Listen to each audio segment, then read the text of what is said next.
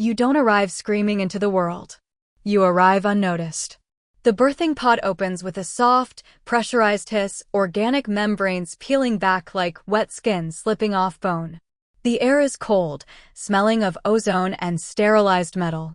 Around you, other younglings immediately thrash, click, and snarl, announcing themselves to a universe that doesn't care yet. They're loud. They're hungry. They're demanding attention. You don't join them. You lie perfectly still in the nutrient slime. Your eyes open slowly, lacking the chaotic darting of the others. You are already tracking movement. You are already memorizing shapes, heat patterns, and the rhythm of the machinery above you. The first thing anyone notices about you isn't your size. You're smaller than most young newborns. Leaner, less dramatic. Your skin is smoother, lighter toned, patterned, and subtle shifting models that seem to break your outline even when you aren't moving. No heavy brow plates, no budding spikes, no intimidation colors. Your mother notices something else. She watches the litter feed, fighting for dominance. When a sibling bites your shoulder, drawing green fluorescent blood, you don't cry out. You don't snap back blindly. You wait until he turns his head to swallow, exposing the soft nerve cluster behind his jaw. You strike once, he drops. You don't react unless something matters. That's when she knows you aren't a hunter. You're an assassin. There's no celebration for your kind. No chants, no blooding ritual, no proud elders boasting about your future skull collection over a fire. Your early years in the nursery are a study in isolation. While the future jungle hunters and berserkers practice roaring and brute force grappling, you sit in the shadows. They call you weak because you don't engage in their brawls. They call you runt. An elder watches you from a distance on a walkway high above the training pit. He sees what the others miss. He sees how you memorize the patrol patterns of the nursery drones. He sees how you instinctively walk on the balls of your feet to dampen the vibration of your steps. One day, a massive youngling, a future elite, corners you. He wants to humiliate the quiet one. He lunges, expecting you to brace for impact. You don't brace. You vanish. You drop your center of gravity and slide through his legs, tapping a pressure point on his knee. He crashes face first into the stone floor, his mandible cracking. You are already 10 feet away, back in the shadows, cleaning a speck of dust from your wrist. The elder makes a small silent mark on his wrist display. That's it. That night, you are removed from the common nursery. No explanation, no goodbyes. You are carried through restricted corridors where the walls absorb sound and the light seems to dim on purpose. The air gets colder. The smell of the pack fades, replaced by the scent of sterile fluids and high-grade weaponry. This is where assassin predators are raised. Away from witnesses, away from honor. Your training grounds aren't arenas. They're empty spaces. Long, infinite corridors filled with fog so thick you can't see your own claws. Forests grown from bioengineered trees that swallow sound and generate false heat signatures. Holographic ruins designed to confuse depth perception where walls don't line up and shadows move when nothing else does. The first thing they teach you isn't how to kill. It's how to wait. You are forced to stand motionless on a thin pillar of rock for hours, then days. Not resting, not sleeping, fully aware. If you twitch, shock collars burn your neck. If you sigh, the platform vibrates to throw you off. You learn to monitor your biology. You visualize your heart muscle. You learn to slow it down beat by beat until it is a sluggish, barely there rhythm. You cool your blood flow. Even your own training sensors struggle to find you on the thermal scope. You become a void in the room. Then comes the movement training. You learn how to distribute your weight so footsteps vanish, rolling your foot from edge to center. You learn how to move between light sources without casting shadows, timing your bursts of speed with the blinking of strobe lights. You learn to dislocate your shoulders to fit through vents meant for vermin. Violence comes later, much later. And when it comes, it is not glorious combat. It is mathematics. Anatomy classes are brutal. You dissect thousands of species. You don't learn where to hit them to hurt them. You learn where to hit them to turn them off.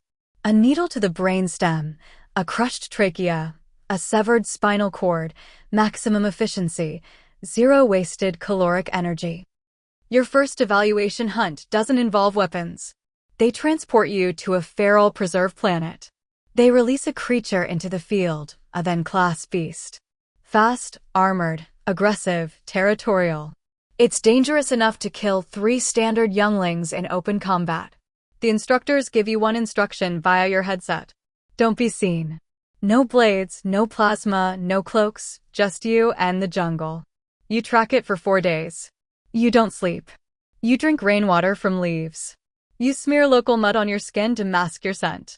You learn its habits when it sleeps, when it feeds, where it feels safe. You watch it destroy a herd of grazers. You see its power. You respect it, but you do not fear it. You analyze it. It has a blind spot, a 15 degrees angle behind the left sensory quill. You position yourself in the canopy above its den. You wait for 12 hours, muscles locked, breathing shallow. When it finally returns to sleep, you descend. There is no roar, no challenge. You drop silently onto its back. Before it can register your weight, your hands, strengthened by cycles of grip training, find the soft cartilage of its windpipe. You don't crush it messy. You apply precise, unyielding pressure to the carotid arteries. The beast thrashes. It claws the dirt. It tries to scream, but only a wheeze escapes. You hold. Your face is blank. Your pulse doesn't rise. The creature goes limp. The instructors don't congratulate you. There are no trophies taken. You don't rip out the spine. They just log the result. Subject neutralized. That's when you realize something important. Assassin predators don't hunt for glory. They don't hunt for the thrill. They hunt for certainty. You understand your role in the hierarchy. Jungle hunters learn honor codes. They want a fair fight. They want the prey to be armed. Super predators learn dominance. They want to overpower. You learn removal. Your body develops differently. You are taller now, but wiry, compact muscle, flexible joints that rotate further than a standard yaw. Fingers built for grip and interface manipulation instead of raw tearing strength. Your face is smoother, eyes forward-facing, optimized for singular focus instead of peripheral intimidation. Your equipment is issued. It is not mass-produced. Your mask is custom-fit to your skull structure. It's lighter, aerodynamically smoothed. No trophies attached, no decorative etchings, just clean black lines and terrifying functionality. Your vision modes are illegal in traditional hunts. They stack and overlap. High sensitivity, seeing heat prints hours after a target has left to see through walls and detect active weaponry. Heartbeat detection tuned to isolate specific individuals in a crowd of thousands. You can see sound waves. Your cloak doesn't just bend light. It creates lies. It projects false heat signatures. It leaves ghost silhouettes seconds behind your actual movement to confuse enemy fire. It dampens your acoustic footprint to absolute zero. Your weapons are surgical tools. A single long retractable wrist blade. Monofilament sharp designed to slide between ribs and armor plating without resistance. Plasma needles that fire silently and kill minutes later when you are already miles away. Smart discs that don't return to your hand. They bury themselves in walls and act as remote surveillance before detonating. You hunt alone always. At 19 cycles, you are deployed. Not to a primitive hunting preserve, not to a jungle.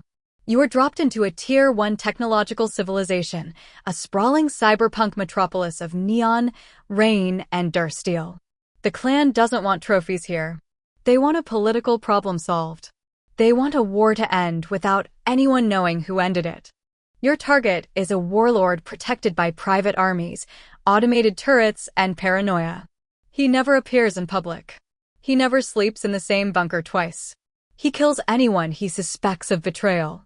A jungle hunter would crash through the front gate, roaring, taking on the army to get to the king. You land on a skyscraper 3 miles away. You observe for weeks. You hack into the city's grid. You learn the traffic patterns. You learn who brings his food, who cleans his quarters, which guards drink too much on duty, which ventilation fans have a 0.5-second lag in their rotation cycle. You become a myth in the city's underworld, a shadow seen in the corner of an eye. When you strike, it's during a moment of peace. The warlord is in his safest room, surrounded by 6 inches of blast glass. He is laughing at a joke. You are already inside. You bypass the sensors by matching your body temperature to the air conditioning output.